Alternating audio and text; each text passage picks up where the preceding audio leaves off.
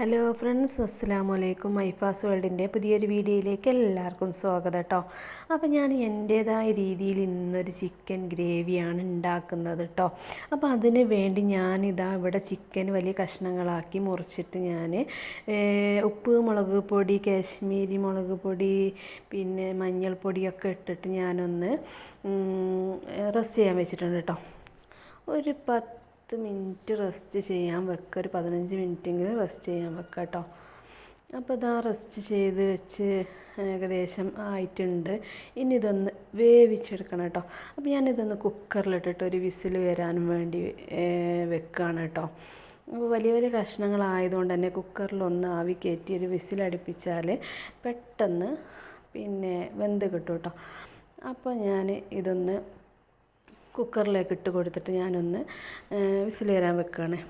ഇനി വേണ്ടത് നമ്മുടെ തക്കാളി, ചെറിയുള്ളി, വലിയുള്ളി, ഇഞ്ചി ഒരു ചെറിയ കഷ്ണം, മഞ്ഞൾപ്പൊടി, കുരുമുളക് പൊടി, പിന്നെ ഒരു ഇതിൻ്റെ പട്ടയുടെ ഇല ഉണ്ടല്ലോ അത്, പിന്നെ വലിയ ജീരകം, ചെറിയ ജീരകം, പിന്നെ ഗരം മസാല എല്ലാം കൂടെ ഒന്ന് മിക്സിയിലിട്ടൊന്ന് കറക്കിയെടുക്കണം കേട്ടോ. കുറച്ച് സുർക്കയും കൂടി ഒഴിച്ചിട്ടുണ്ട്.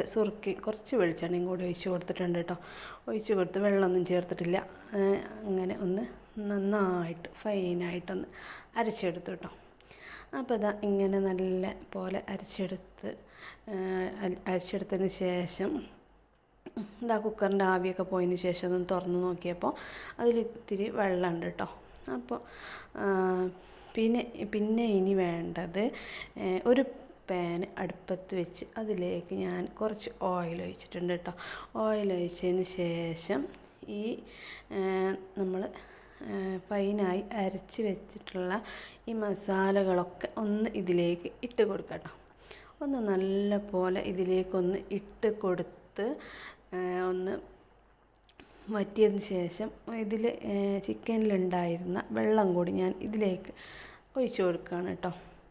എന്നിട്ട് പിന്നെയും ഇളക്കിയിട്ട് നല്ല പോലെ ഒന്ന് കുറുകി വരാൻ വേണ്ടി വെയിറ്റ് ചെയ്യാണ് കേട്ടോ.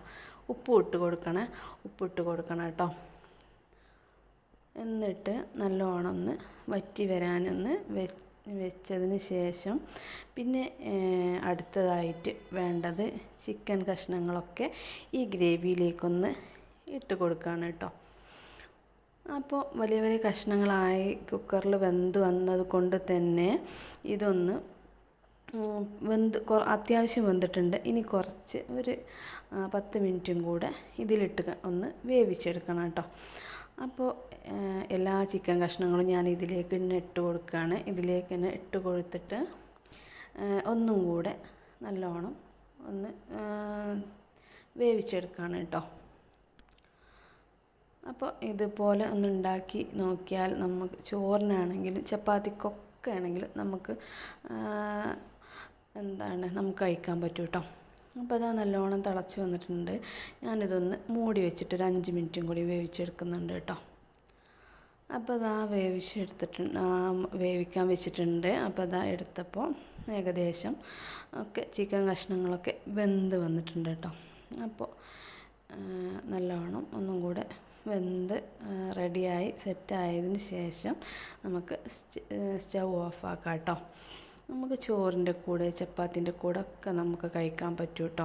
എന്നും ഒരേപോലെ നമ്മൾ ചിക്കൻ കറി ഉണ്ടാക്കിയിട്ട് നമുക്ക് ഒരു മടുപ്പ് തോന്നുമല്ലോ. അപ്പോൾ ഈ രീതിക്കൊന്ന് ചിക്കൻ ഗ്രേവി ഒന്ന് ഉണ്ടാക്കി നോക്കണം കേട്ടോ. ചിക്കൻ വാങ്ങുമ്പോൾ മസ്റ്റായിട്ടൊന്ന് ട്രൈ ചെയ്ത് നോക്കണം കേട്ടോ. അപ്പോൾ നല്ല സ്മെല്ലുണ്ട്. ഇതുപോലെ നിങ്ങളൊന്ന് ഉണ്ടാക്കി നോക്കിയിട്ടൊന്ന് കമൻറ്റ് അറിയിക്കണം കേട്ടോ.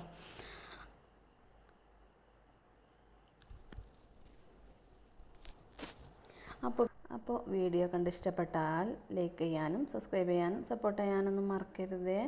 അപ്പോൾ ഓക്കെ, ബൈ.